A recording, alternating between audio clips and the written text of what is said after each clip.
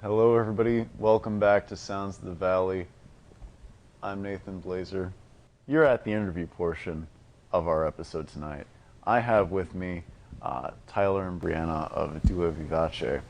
Uh, Tyler, Brianna, how are you doing tonight? Doing great. Better now. Thanks for having us. That's good to hear. Well, I've been very excited to be able to have you on. I know that this has been something we've been trying to coordinate for a hot minute now, so it's very exciting for me. I'm terribly sorry, though. You're doomed as you have sat on the couch, so that means I get to do the thing that musicians hate. I get to ask you questions and you have to answer them. And they're questions about yourselves. Isn't that lovely? Isn't it such a fun time? All right, hit me. All right. Whatever you got, Nathan. So we'll start with some softballs. How long have you both been musicians? How long? You got me.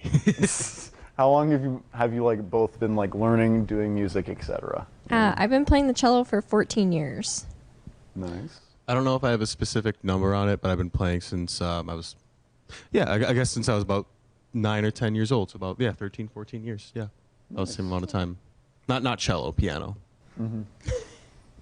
So, what is it then that kind of kept you going and kept you in music for all those years? I think for me it was because I was competitive, and it was something that I could, like with solo and ensemble and things like that, I could get like a medal, and I wasn't really like the person that was into sports. I was just kind of like, yeah, I can get like a music medal. Like, thought that was kind of neat. So that was kind of a driver. And it was just something that's kind of like relaxing, an outlet, and it's just productive. I feel like when you're a kid and looking to stay out of trouble. Very fair. I would say that when I was developing my when I was developing my brain fart. Well, when I was developing as a musician, I guess, I found a lot of solace in the collaborative aspects of music. I just had a lot of experiences going through middle school and high school, where I was inspired by a lot of musicians who, I guess at the time I viewed were above me. But now, like as I've kind of gotten, as I've matured more as a person and as a musician, I've kind of realized we're all on the same level in that we're all just making music, and it's kind of little bits like that where I just kind of keep adding to my musical philosophy and just my general worldview of experience, that I'm more and more inspired by the things that I see every day, and just find a way to express that musically. Nice.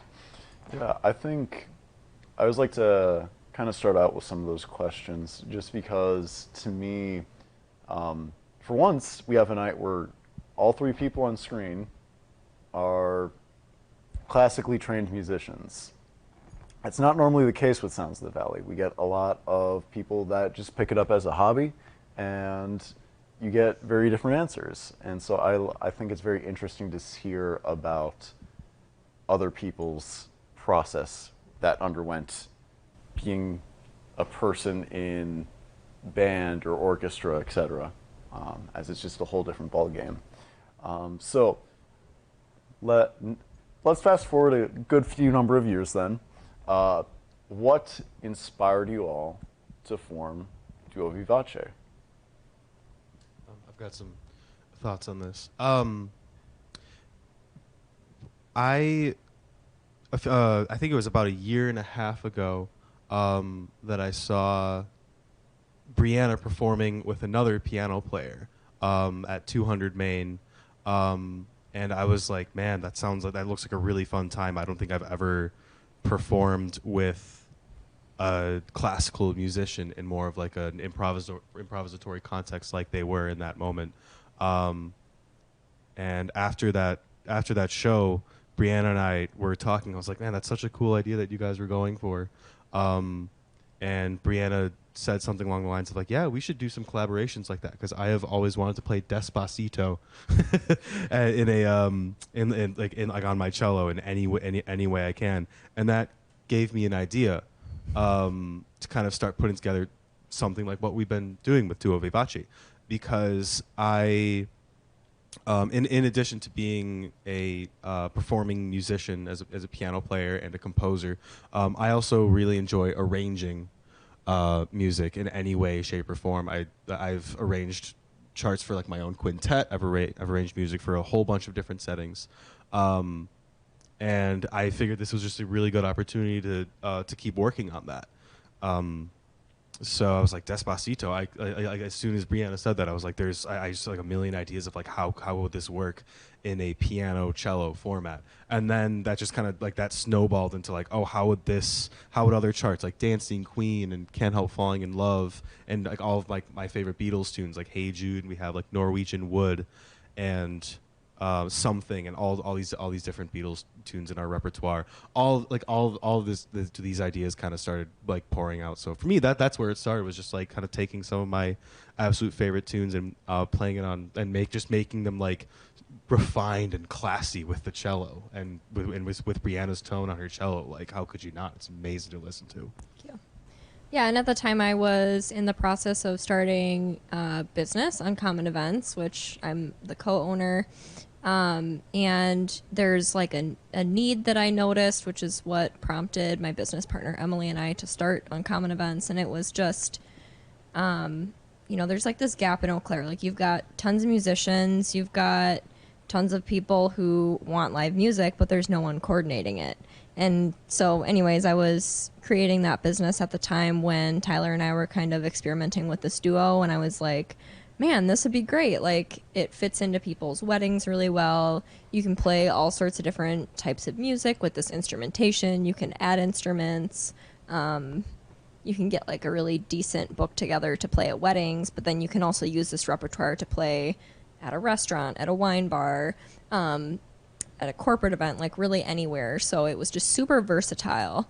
And I think it just went over really well. So we continued to learn more repertoire, and we continue to add to it. So I think we were just both kind of surprised by that, and we just kept the momentum going.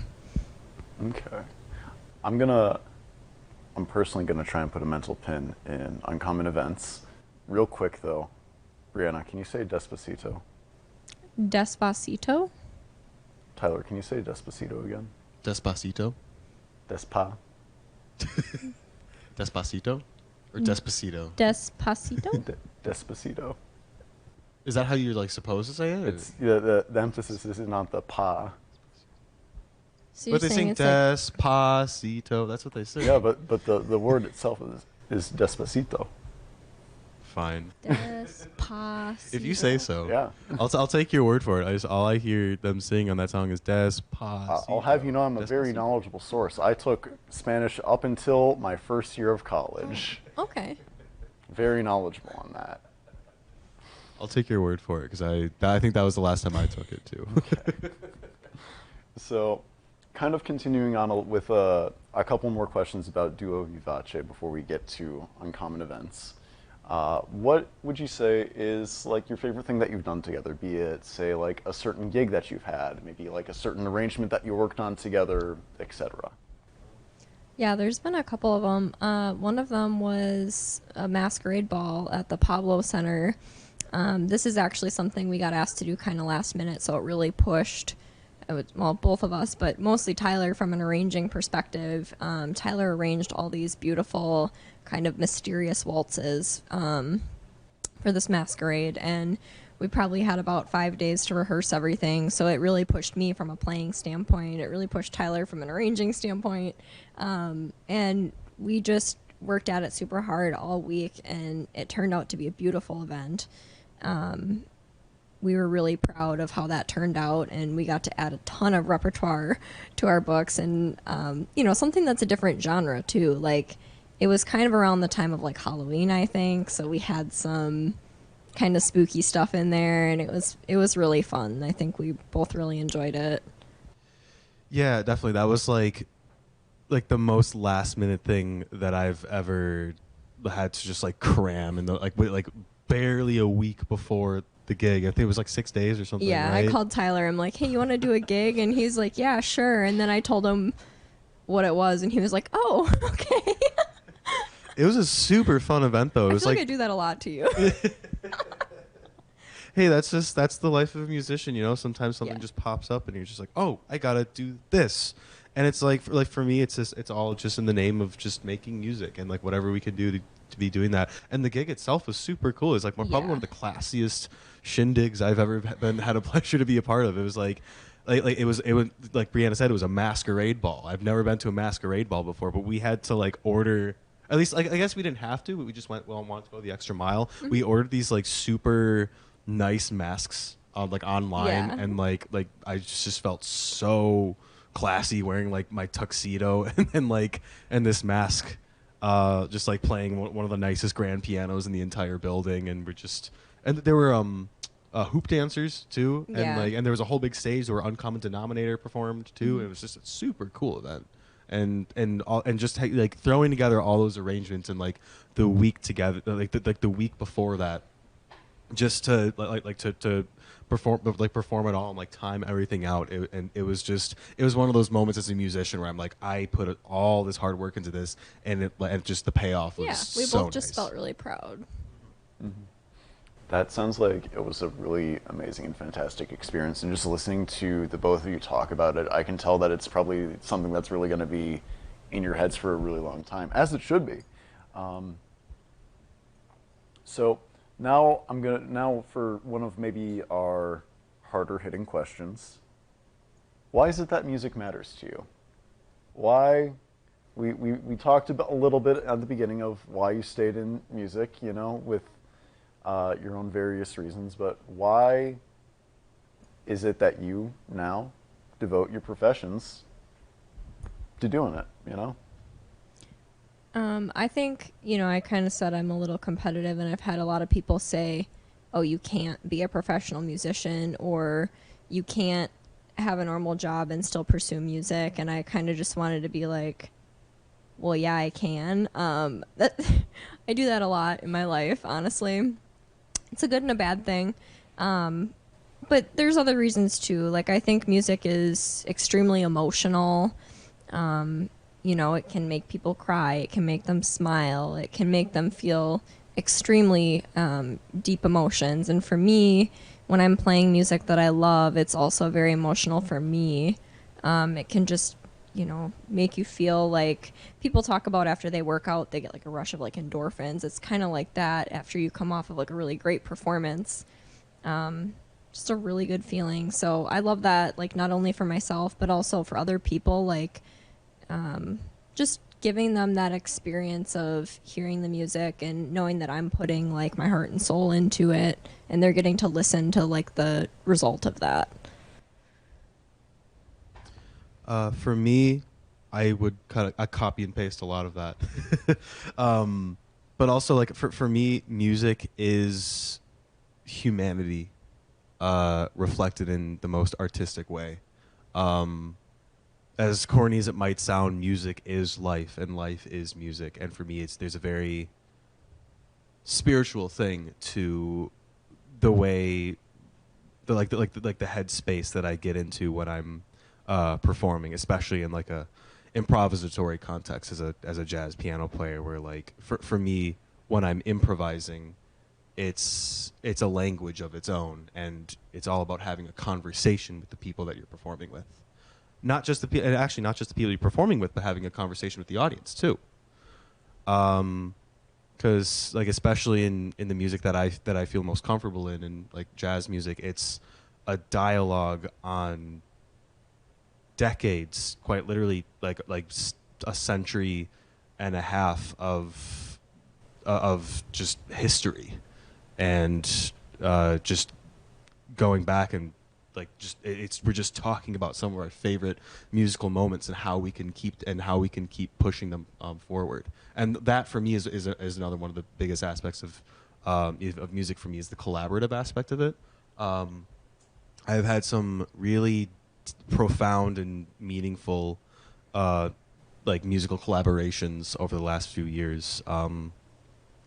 When I was doing grad school down at Northern Illinois, and also now now that I've ever returned to the Eau Claire area, Duo Vivace is certainly one of those deep and meaningful collaborations for me. And there's just a lot of other ones in particular for me, having come back to Eau Claire, which is my hometown.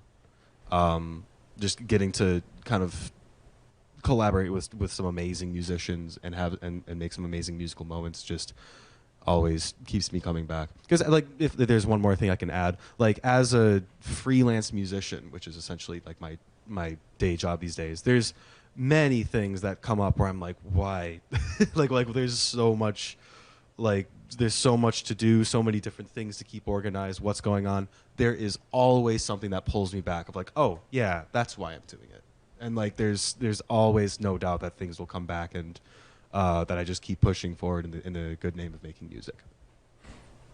Those were both really just wow answers. You know, it's just one of those things where it's like you just kind of like, at least I always myself just kind of had to stop and just take those both in, because a lot of that I feel also resonates with me, and I think it also resonates with a lot of other people out there too. Yeah, it's one of those moments where it's just kind of fuzzy and feel good. But I guess moving down to a little bit more brass tacks, Brianna, we have been hearing about Uncommon Events for a hot minute now. You've mentioned that it is a company service that people can use to book a lot of different musicians for all sorts of different types of events. Can you maybe talk about like what sorts of events you have done, what kinds of different artists are all a part of that? Yeah. So like you said, Uncommon Events is a live music coordination service that is owned by myself and my business partner, Emily Watkins. But we focus on creating, I guess kind of the way we market it is like a uniquely curated music experience for really any event that you would want music at. We do a lot of weddings. We do some events at the Eau Claire Golf and Country Club. We've done some holiday parties, like corporate events, things like that. And it's been pretty busy. We probably contract over 30 different musicians in the Eau Claire area. And it really just depends on like what the client is looking for. So Emily or I meet with the client, we figure out what they want in terms of music, whether it's for their wedding, for their holiday party, and then we just think about, okay, well, like, which musicians do we know that would be the best fit for this? And then we reach out to them and see if they're interested, and then we kind of coordinate and curate that music. We do it all for the client, so they don't have to worry about, for example, if they have a cover band or they want to book like Uncommon Denominator, for example, they wouldn't have to reach out to all 8 musicians or write 8 checks or, you know, talk back and forth with a band member. It's just kind of nice. They can have like one point of contact. They can book multiple services. So a lot of weddings will do like a cover band for the reception, a jazz trio for cocktail hour, our piano cello duo for the ceremony. And so right there you might have 12 different musicians, and the client doesn't have to worry about reaching out or coordinating any of it. It's what our business does for them. So I think it's like a really easy, simplified way for people to get live music. And it's also provided a lot of opportunities for really talented musicians here that want gigs. That's awesome. So, as we sort of approach the end of the interview of Doom, are there any side projects, any other things that y'all want to mention, any things you want to plug? Brianna, do you want to tell how people can reach Uncommon Events and all of those sorts of good things? Sure. Yeah. So you can book our duo, Tyler and I, through Uncommon Events. You can book other musicians through Uncommon Events, and you can just reach out. We have a Facebook page and an Instagram. If you just search Uncommon Events, you'll find it. Otherwise, you can email livemusic.wi@gmail.com for any booking inquiries, or if you're a musician looking to play at different events, you can reach out to us, and we would love to chat more, learn more about what you're looking for in terms of gigs and stuff like that. But yeah. I myself am involved with a wide variety of groups, including those through uncommon events. Like we have the piano cello duo, but I also play with a few other groups that are kind of like pieced together per the needs of uncommon events and the individual event. But I also have some of my own projects. One of those projects that I'm involved with is a quartet called Cat and the Hats. This one features Kat Sherman, an incredible local vocalist. Where we also have myself, saxophonist Jordan Cox, and bassist Hannah Sternberg. We basically back up Kat as we play some of our favorite jazz standards. Another project that I probably do on about a daily basis, about a monthly basis, is another duet that I perform with Twin Cities guitarist Dean Granrose. Dean is kind of like a Twin Cities like legend of the jazz scene there. And I am incredibly fortunate to be able to collaborate with him. We basically, in the same vein of Cat in the Hats, we choose our favorite jazz standards, but it's not quite as straightforward as just like playing the form down and trading solos. It's a lot more loose and abstract. So if you're into some more like loose, deep improvisatory stuff, we play at 200 Main, the Lakely, either one, every other month. Otherwise, I have my own quintet, the Tyler Lustig Quintet, which, little plug, we have some recording projects in the books of some of my own original compositions. No idea when those recordings will be released because we haven't quite recorded them yet. But those will be coming to fruition in the coming months.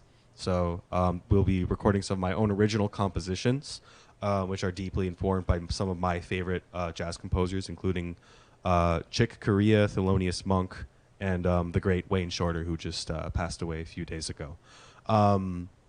So otherwise, you can follow my schedule on tylerlustig.com, TYLERLUSTEK, all one word. And then you can also follow my musical expeditions and see where I'm playing next at my Instagram at Tyler Lustig Jazz. Awesome. Well, thank you both so much for coming on tonight. It's been an absolute pleasure to have you, and we will see you all back at the end of the show.